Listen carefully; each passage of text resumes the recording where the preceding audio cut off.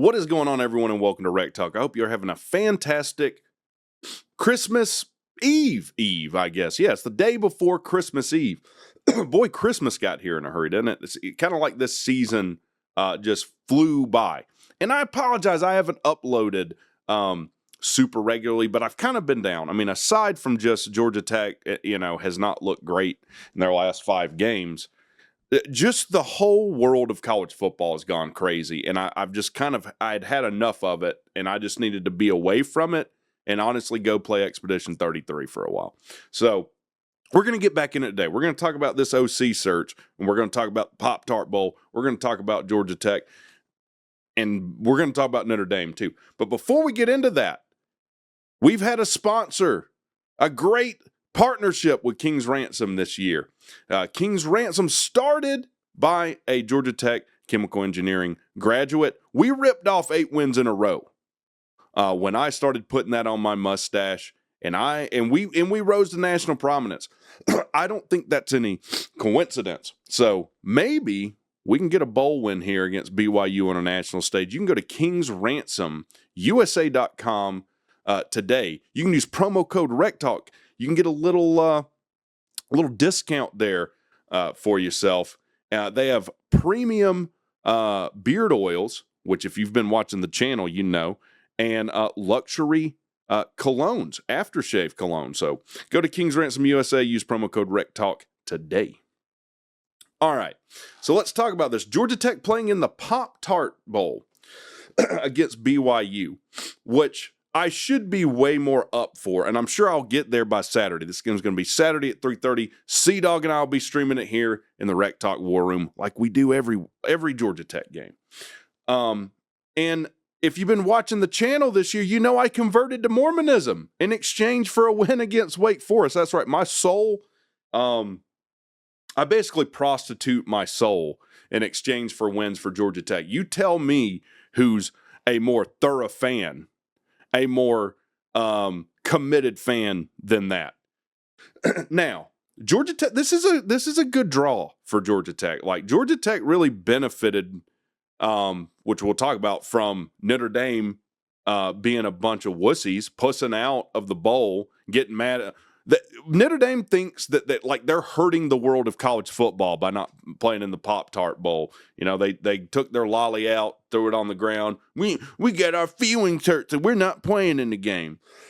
And that's kind of why I haven't been uploading as much and what I've been over with. I've talked about it before. I'll say it again here. You know, this all started. So we started with paying players, which I was for. I was for that. Then we had. Well, I think we had players opt out first. Hey, not playing in the bowl game. We kind of understood that, or a lot of people kind of understood that. And we said, well, look, I mean, I get that they have NFL aspirations. If you're a top, first or second round NFL projected draft pick, I can kind of understand that maybe. Then we had entire teams opt out of bowls for bids they accepted. Like Marshall last year. I did a video on it. Marshall, every intention of playing in the bowl game. Excuse me. I need some of that cough syrup I call Diet Coke. Diet Coke, when are you going to advertise on the channel? I'll do it for free. All right, I'll do it for free. Guess I just did. Marshall had to opt out of a bowl for a bid that they accepted because their head coach was hired by Southern Miss. 38 of their players hit the portal to, most of them going to Southern Miss to follow the coach. They literally can't field a team. Couldn't play in the bowl if they wanted to. They don't have enough players. And I think they had to pay a fine for that, which is insane. Like, I get why, but it was due to no fault of their own. Completely understand that. From Marshall's point of view, at least. Then, this year, and Notre Dame ain't the only one, to be fair to them. I think Kansas State, Iowa State said, we just can't be bothered to show up for the bowl game. Then you have Notre Dame adults, their AD, coaches, what Marcus Freeman hadn't said much, God, please let him go to the NFL. Get their little feelings hurt and say we're too good, we're not playing in the bowl game. What world are we in where ADs are acting like fans and fans act like small children? Fans act like small children. I just kind of had enough of it. Had to go play Expedition 33 for a while. Had to get away from it. Let's talk about Georgia Tech in this bowl. Playing BYU. BYU's a hell of a team. 2 losses to the same team who has a chance to win it all. They got a hell of a team. They've lost to a team that's top 4 seed in the college football playoffs. I have a ton of respect for BYU's team. So Georgia Tech has Haynes King playing in his last game. And unfortunately, a lot of that has been soured just by how the season ended, right? We've lost 3 of the last 4 games, and I think a lot of Tech fans are feeling this way.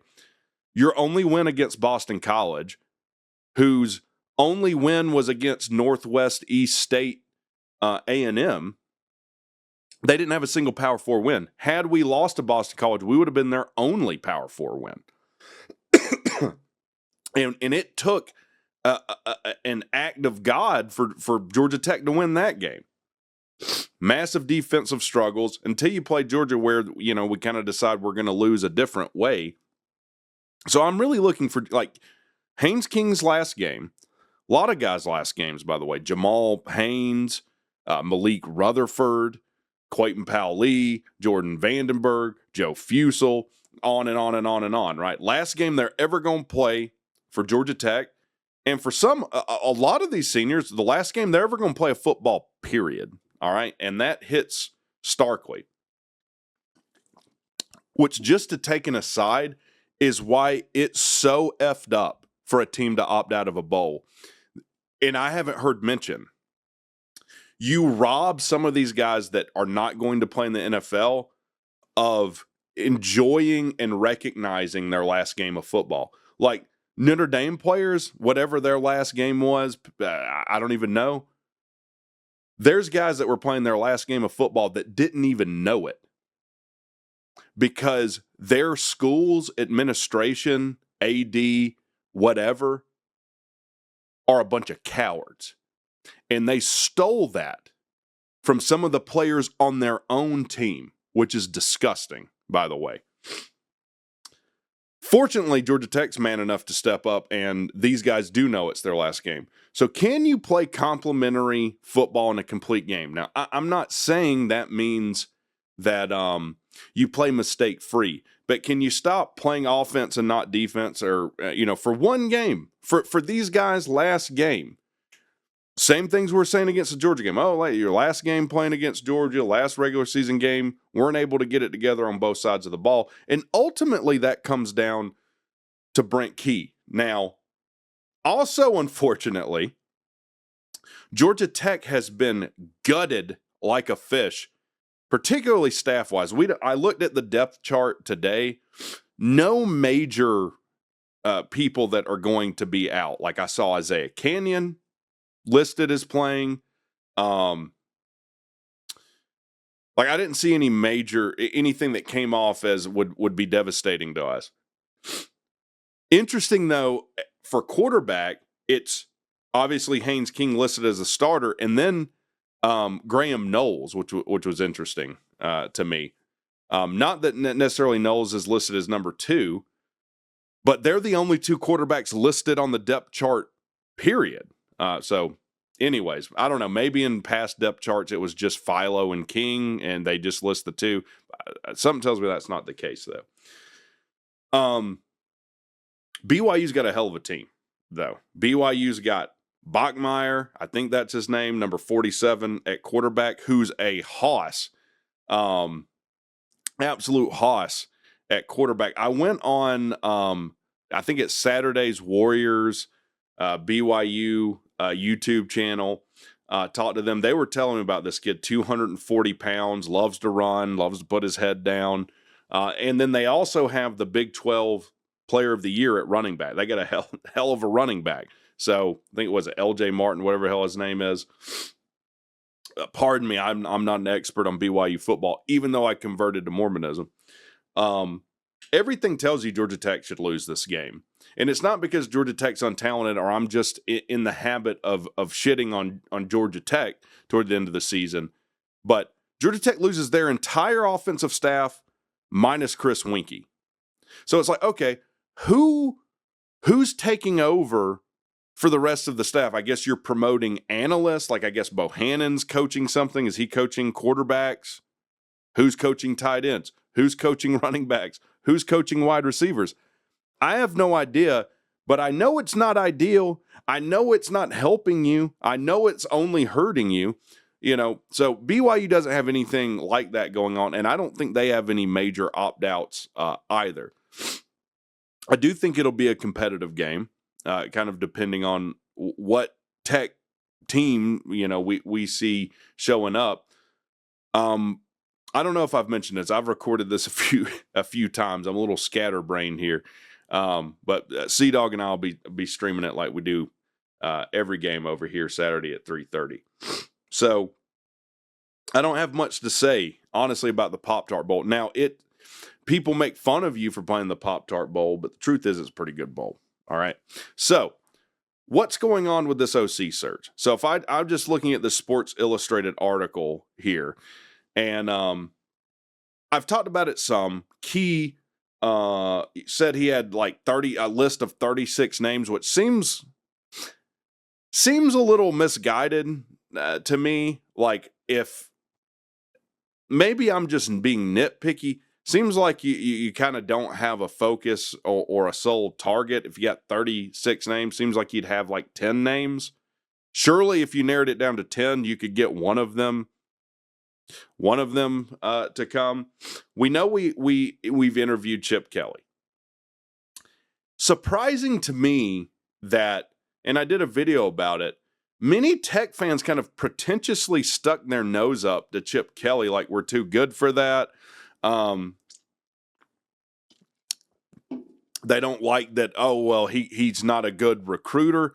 But if I average the last 10 classes for Georgia Tech for where they finished, what would that number be? 35? Something like that? Like, it's not like you're lighting the world up recruiting as it is. If you're recruiting the top 25, it's like some historic Georgia Tech class and we all get our pom-poms out and make a huge deal of it.